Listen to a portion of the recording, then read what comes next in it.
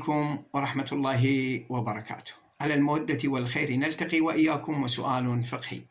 سؤالنا لهذا اليوم: إذا أراد المكلف صوم يوم الشك، ما هي النية التي تجب عليه حتى يصح صومه في هذا اليوم؟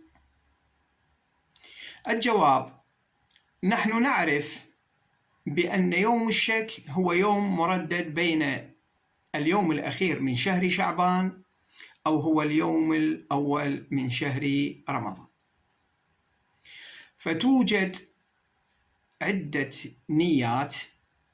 إذا أتى المكلف بإحدى هذه النيات يصح صومه، حتى وإن اتضح بعد ذلك أنه من شهر رمضان، فيحسب له هذا اليوم من شهر رمضان إذا أتى بإحدى هذه النيات.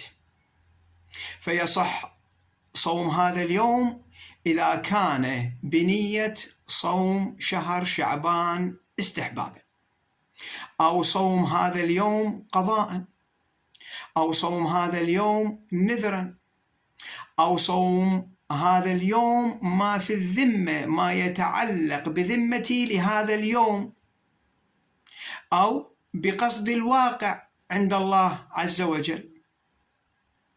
فإذا أتى بإحدى هذه النيات وتبين أن هذا اليوم وهو يوم الشك في الواقع كان من شهر رمضان، حسب له هذا اليوم من شهر رمضان.